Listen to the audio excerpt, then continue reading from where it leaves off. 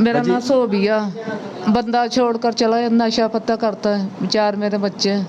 हालात तंगवत का मंग पीन कर गुजारा करते। तो बेटे की उम्र कितनी है 15 साल, ਤੇ ਬੇਟੀਆਂ ਦੀ 20 साल। ਉਹਨਾਂ ਦੀ ਸ਼ਾਦੀ ਨਹੀਂ ਕੀਤੀ ਜਾਂ ਸੋਚਿਆ ਨਹੀਂ ਬੇਟੀਆਂ ਦਾ नहीं, ਕਿਉਂ ਉਹਦੀ ਕੀ ਵਜ੍ਹਾ ਹੈ वो नहीं सोचता ना करे आवे।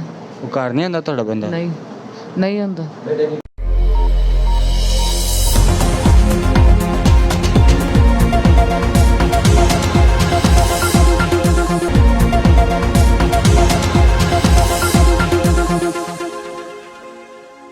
अस्सलाम वालेकुम नाज़रीन, मैं आपका मेज़बान मुदस्सर अली और आप देख रहे हैं राज टीवी। नाज़रीन, ज़िंदगी के अप्स एंड डाउन्स में बहुत सारे ऐसे लम्हात आते हैं कि इंसान बिल्कुल हिम्मत हार जाता है। लेकिन आज मैं जिस इंसान से, जिस शख्स से आपकी मुलाकात करवाने जा रहा हूँ, उनका नाम सोबिया है। सोबिया ने अपनी ज़िंदगी किस तरह गुजारी, कैसे सारे हालात का सामना किया, किन मुश्किल हालात से ये गुज़र रही हैं, कौन कौन सी प्रॉब्लम जिनका इनको सामना है, तो मैं मज़ीद कोई बात की तख़ीर किए मैं चाहूँगा कि उनसे बात करते हैं और जानते हैं कि वो किन मुश्किलात से गुज़र रही हैं। अस्सलाम वालेकुम जी। वालेकुम सलाम। मेरा अजी- नाम सोबिया।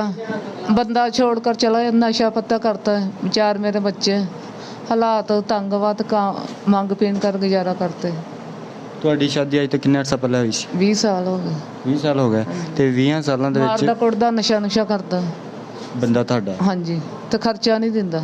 ਖਰਚਾ ਨਹੀਂ ਤੇ ਅੱਜ ਕੱਲ੍ਹ ਕਿਵੇਂ ਗੁਜ਼ਾਰਾ ਹੋ ਰਿਹਾ ਤੁਹਾਡਾ ਮੰਗ ਪੀਣ ਕਰ ਗੁਜ਼ਾਰਾ ਕਰਤੇ। ਤੇ ਤੁਸੀਂ ਕਿਸੇ ਘਰ ਕਿਉਂ ਨਹੀਂ ਕੰਮ ਕਰਦੇ ਜਾਂ ਤਬੀਅਤ ਨਹੀਂ ਠੀਕ ਰਹਿੰਦੀ। ਕਿੰਨੇ ਬੱਚੇ ਹਨ ਤੁਹਾਡੇ 4, 2 ਬੇਟੀਆਂ 2 ਬੇਟੇ। ਤੇ ਕਿਵੇਂ ਸ਼ਾਮ ਦੀ ਰੋਟੀ ਦਾ ਜਾਂ ਸਵੇਰ ਦੀ ਰੋਟੀ ਦਾ ਇੰਤਜ਼ਾਮ ਕਿੱਥੋਂ ਹੁੰਦਾ ਹੈ ਮੰਗ ਪੀਣ ਕਰ। ਤੇ ਲਾਗੇ ਤਾਗੇ ਵਾਲੇ ਤੁਹਾਡੀ ਮਦਦ ਕਰ ਦਿੰਦੇ ਨੇ ਨਹੀਂ, ਨਹੀਂ ਕਰਦੇ। ਤੇ ਬੇਟੇ ਦੀ ਉਮਰ ਕਿੰਨੀ ਹੈ 15 ਸਾਲ, ਤੇ ਬੇਟੀਆਂ ਦੀ 20 ਸਾਲ। ਉਹਨਾਂ ਦੀ ਸ਼ਾਦੀ ਨਹੀਂ ਕੀਤੀ ਜਾਂ ਸੋਚਿਆ ਨਹੀਂ ਬੇਟੀਆਂ ਦਾ ਨਹੀਂ, ਕਿਉਂ ਉਹਦੀ ਕੀ ਵਜ੍ਹਾ ਹੈ ਉਹ ਨਹੀਂ ਸੋਚਦਾ ਨਾ करे ਆਵੇ। ਉਹ ਘਰ ਨਹੀਂ ਆਉਂਦਾ ਤੁਹਾਡਾ ਬੰਦਾ ਨਹੀਂ, ਨਹੀਂ ਹੁੰਦਾ। ਅੱਛਾ, ਤੁਹਾਡੇ ਬੱਚੇ ਕੰਮ ਕਰਦੇ ਨੇ, ਸੁਨਿਆਰਾਂ ਜਾਂਦੇ ਤੇ ਉਹ ਕਿੰਨੇ ਕੁ ਪੈਸੇ ਕਮਾ ਲੈਂਦੇ ਨੇ 200 ਰੁਪਏ। ਬਸ 200 ਤੇ 200 ਨਾਲ ਦਿਨ ਚ ਗੁਜ਼ਾਰਾ ਹੋ ਜਾਂਦਾ ਤੁਹਾਡਾ ਨਹੀਂ, ਅੱਛਾ, ਬਹੁਤ ਸਾਰੇ ਲੋਕ ਤੁਹਾਨੂੰ ਦੇਖ ਰਹੇ ਨੇ ਪਾਕਿਸਤਾਨ ਤੋਂ ਬਾਹਰ ਵੀ ਤੇ ਤੁਸੀਂ ਕੀ ਪੈਗਾਮ ਦੇਣਾ ਚਾਹੋਗੇ ਉਹਨਾਂ ਲੋਕਾਂ ਨੂੰ ਰਾਸ਼ਨ ਸਾਨੂੰ ਦੇ ਦੇਣ ਜਾਂ ਬੱਚੇ ਦੀ ਸ਼ਾਦੀ ਕਰਵਾ ਦੇਣ। ਜਾਂ ਜਿਹੜਾ ਇਹਨਾਂ ਦਾ ਬੱਚਾ ਕੰਮ ਕਰ ਰਿਹਾ ਹੈ ਉਹਨੂੰ ਕਿਸੇ ਹੀਲਾ ਵਸੀਲਾ ਕਰਕੇ ਉਹਨੂੰ ਕਿਸੇ ਜੌਬ ਤੇ ਲਵਾ ਦੇਣ। ਤੇ ਅੱਗੇ ਮੇਰੇ ਕੋਲ ਅਲਫਾਜ਼ ਨਹੀਂ ਹੈਗੇ ਕਿ ਮੈਂ ਕਿਸ ਤਰ੍ਹਾਂ ਇਹ ਸਾਰਾ ਡਿਸਕ੍ਰਾਈਬ ਕਰਾਂ, ਕਿਉਂਕਿ ਤੁਹਾਨੂੰ ਪਤਾ ਕਿ ਜ਼ਿੰਦਗੀ 'ਚ ਅਪਸ ਐਂਡ ਡਾਊਨਸ ਆਉਣਾ ਇੱਕ ਮਾਮੂਲੀ ਜੀ ਗੱਲ ਹੈ, ਲੇਕਿਨ ਜਦੋਂ ਚੱਲਦੀ ਫਿਰਦੀ ਜ਼ਿੰਦਗੀ ਤੁਹਾਡੀ ਇੱਕ ਡਗਰ ਤੋਂ ਹਟ ਜਾਵੇ ਤੇ ਉਦੋਂ ਬਹੁਤ ਹੀ ਜ਼ਿਆਦਾ ਮੁਸ਼ਕਿਲਾਂ ਦਾ ਸਾਹਮਣਾ ਕਰਨਾ ਪੈਂਦਾ ਹੈ। ਸੋਬੀਆ ਦੀ ਕਹਾਣੀ ਤੁਹਾਨੂੰ ਸੁਣਾਈ।